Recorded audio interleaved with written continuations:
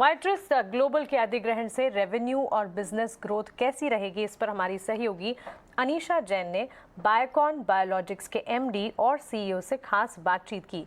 आइए वो बातचीत के कुछ अंश आपको बताते हैं। सबसे पहले हमें ये बताइए, इस इंटीग्रेशन के बारे में ऑलरेडी काफ़ी बात हुई है, स्ट्रीट को काफ़ी पता है क्या इंटीग्रेशन सिनर्जीज होने वाले हैं, बट मार्केट शेयर के पॉइंट ऑफ व्यू से, revenue growth point of view से आप क्या सिनर्जीज देख रहे हैं इस बिजनेस के कंप्लीशन होने पर, इस एक्विजिशन के कंप्लीट होने पे? पहली बात तो बहुत बहुत बताइए आप बायोकॉन बायोलॉजिक्स और बियाट्रिस की टीम को, ये बहुत ही ऐतिहासिक क्लोजर है जो हमने अभी कंप्लीट किया है। 3.3 बिलियन। एलिवेशन के लिए भी congratulations, I miss that out. Thank you very much. तो ये एक्विजिशन अभी जैसे ही हमने क्लोज किया है, इसके इसके चलते अभी इमीडिएटली जो टॉप लाइन जो हम बुक कर रहे थे, आज तक हम सिर्फ profit share Biocon biologics account कर रहा था, तो वो चेंज हो जाएगा तुरंत। तो उसके जब हमने अभी क्लोज किया है इस डील को, अभी ये टॉप लाइन पूरी की पूरी बायोकॉन बायोलॉजिक्स अकाउंट करेगा। तो बायोकॉन बायोलॉजिक्स का इस क्वार्टर का जो रेवेन्यू है वो पहले के हिसाब से काफी ज्यादा बढ़ जाएगा। सो ये पहला चेंज आपको दिखाई देगा। तो ये that's the first positive I would say. इसके वजह से हमारा प्रॉफिट लाइन भी बढ़ जाएगा, जिसकी वजह से हम ज्यादा आसानी से अपना R&D को फंड कर पाएंगे, जो हमारा पहले से प्लान रहा था। क्योंकि हमारा कोर एबिटा जो बिजनेस को रिफ्लेक्ट करता है, हमेशा से स्ट्रांग रहा है, और अभी ये इंक्रीज प्रॉफिट आने की वजह से हम हमारी R&D को भी अच्छी तरह से फंड कर पाएंगे।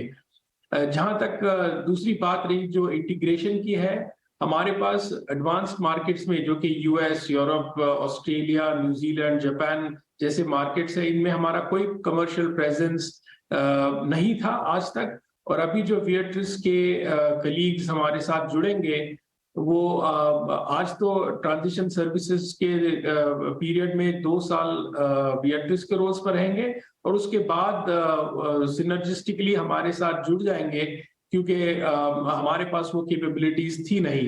तो ये एक बहुत ही पॉजिटिव अक्रेटिव कहा जा सकता है एक्विजिशन रहा है। तो ये इंटीग्रेशन काफी स्मूथ रहेगा हमारे हिसाब से, और क्योंकि हम 10 साल से ज्यादा पार्टनर्स रहे हैं एक दूसरे के साथ, हमें इसमें कोई ज्यादा कठिनाई नहीं नजर आती। ठीक है, आपको ज़्यादा कोई इसमें कंसर्न नहीं नज़र आता है, बट मिस्टर तांबे, आपने बताया कि अक्रीटिव होगा ये एक्विजिशन एज वेल। तो आपने जो इनिशियल गाइडेंस दिया था कि बायोकॉन बायोलॉजिक्स का रेवेन्यू $1.8 बिलियन हो सकता है FY24 के लिए, क्या आप उसके ट्रैक पे हैं? एंड सेकेंडली, मुझे मार्जिन के बारे में जानना था, बिकॉज जो एनालिस्ट कह रहे हैं उससे ये लग रहा है कि वियाट्रिस का FY23 में मार्जिन लो सिंगल डिजिट होगा, बट धीरे धीरे ये बढ़ेगा आगे जाकर। आप बता सकते हैं ट्रैजेक्टरी क्या रहेगा, both revenue as well as margin? देखिए, 2 बातें हैं। हमने पहले भी कहा था कि हम फिस्कल 24 में 1.8 बिलियन की टॉप लाइन की तरफ एम कर रहे हैं। अभी हमें ऑफ कोर्स 2 प्रोडक्ट्स की अप्रूवल का इंतजार है। एस्पार्ट की अप्रूवल में हमको CRL मिला हुआ है, तो हमें उसमें थोड़ी सी डिले नजर आ रही है। और बेविसिजुमैब का हमें पता चला है कि अभी तक कोई रिजल्ट नहीं आया है। तो इन 2 प्रोडक्ट्स के चलते जो हमें अभी इंफॉर्मेशन FDA से बाकी है, हम 1.8 बिलियन की तरफ बढ़ रहे हैं। If you just leave these 2 regulatory approvals out for now, because उसकी क्लैरिटी आते थोड़ा समय और लगेगा।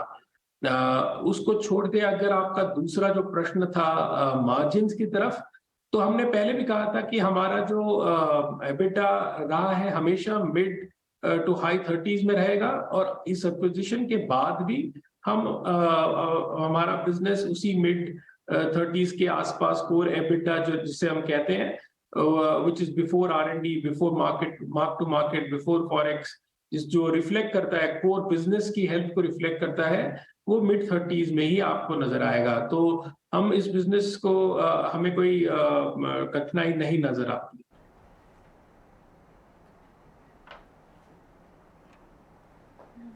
ओके, तो चलिए यहाँ पर बायोकॉन और वाइट्रिस के जो अधिग्रहण की लेटेस्ट स्टेज जो करार की खबर है, इस पर कंपनी के मैनेजमेंट से हमारी सहयोगी ने एक्सक्लूसिव बातचीत की। और वाइट्रिस के अधिग्रहण से आय में काफ़ी बढ़ोतरी होने की संभावना है और इसी अधिग्रहण से दुनिया में मौजूदगी जो है वो भी काफ़ी हद तक